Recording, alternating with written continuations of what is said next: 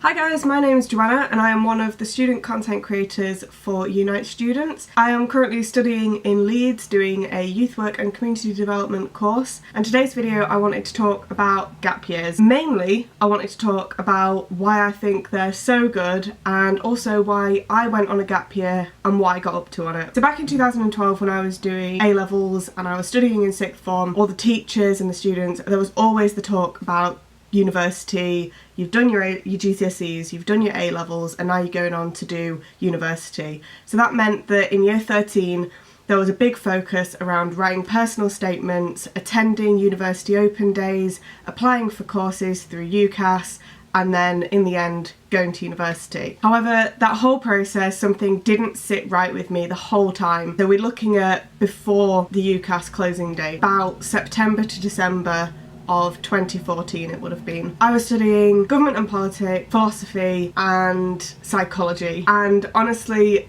sixth form was not the best time of my life, and I was thinking, oh, maybe if I go to university it'll be better. Everyone says that when you go to uni it's the best years of your life and whatever. Seeing as everyone else is applying and there's what is the other option, I'll start looking for university courses. I had no idea what I wanted to do, so I just picked something that I enjoyed doing, and that was politics, I believe. I would have hated it if I did politics at university. So I had actually attended a few open days, some with the school, and then I think I went to one or two. I definitely went to UEA and looked at politics, international relations, journalism and media. As you can see, a whole load of random subjects. I had no idea what I wanted to do. I also would look at prospectuses. We had loads and loads of books of them in our sixth form, and I'd be sat there looking through them all.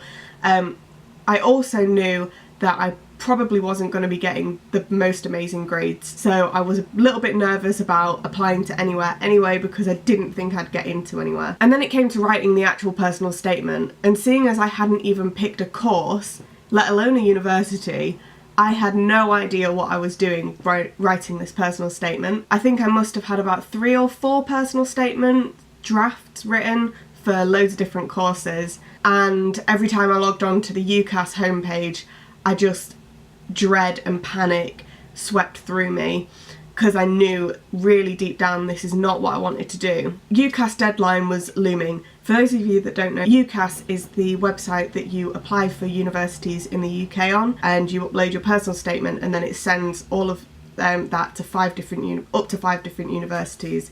That's how the process goes. The deadline was coming up in early January and I just still hadn't had my personal statement, still didn't know a course or university, and so one day I walked into school in a bit of a panic. I say a bit, I was in a lot of panic, and I told my teacher, I'm not going to university. I don't want to, I can't do it, I just don't know what I'm doing. And as soon as I said it, a weight was lifted off my shoulders. It was like I'd built this up in my head to be the worst thing possible. And my teacher turned around and said to me, oh, that's fine. What do you want to do instead then? It took me along this process of deciding what to do. In the end, I did want to go to university, I knew that, but just not yet. Do I go travelling? Do I look for a job? I knew I couldn't go travelling on what I had at the moment because I had not enough money. Do I look for a job? Do I go for an international gap year? And so I was shopping around, looking around on the internet, and eventually I came across an organisation which I knew of through charity work that I'd done at school, and that was called CAFOD. CAFOD do this gap year programme called Step Into the Gap. They're an overseas development agency. This gap year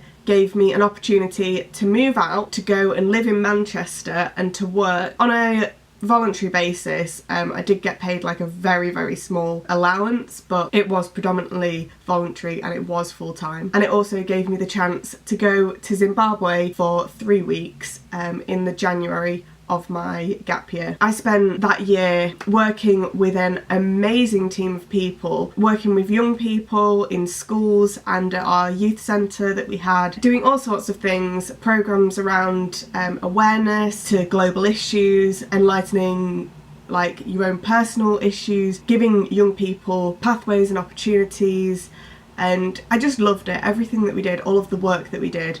And the 3 weeks that I got to spend in Zimbabwe, I visited partners of CAFOD, so they work with organisations that are already set up in the country and help them with funding towards those projects. I also got to climb up a mountain in Zimbabwe, which was awesome. I got to visit the bluest cave waters I've ever seen in my whole life. I got to see the most incredible starlit skies, and honestly it was one of the best experiences of my life. And as that gap year drew to a close, I had grown so much. I was no longer a shy, quiet person that I was at school, that sixth form had created me to be. I just wasn't myself in sixth form, and in this gap year I was allowed to be myself, grow out of my shell. I loved it. I loved every part of my gap year. There were some challenges, I'm not gonna lie. Living in a community of people that you don't know, of like about 10 different internationalities, it was quite challenging, but it was interesting, and I now think that I could live with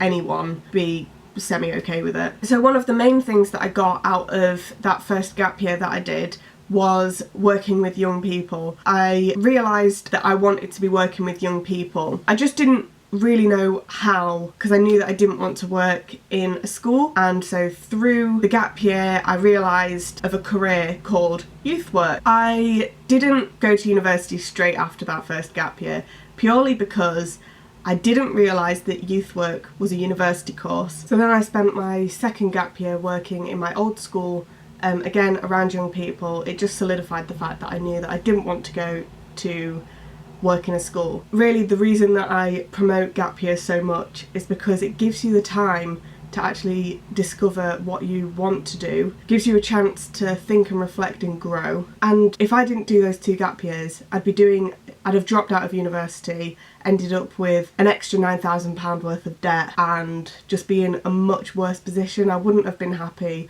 I wouldn't have known that I wanted to come to Leeds. And yes, it's like the downside, you are a little bit further behind in terms of like education than your other peers that you went to sixth form or college with, but that doesn't really matter, because in the end you're still growing up, you're still learning, you have more experience. So I hope that this, if you are considering a gap year, this has helped you decide whether or not a gap year is for you, or whether or not you're going to go to university. But my honest advice is, if you are ever so slightly unsure about going to university, or whether or not you've made the right decision, just take the time. The world won't end if you don't go to university. So thanks for watching. I hope that you enjoyed this video.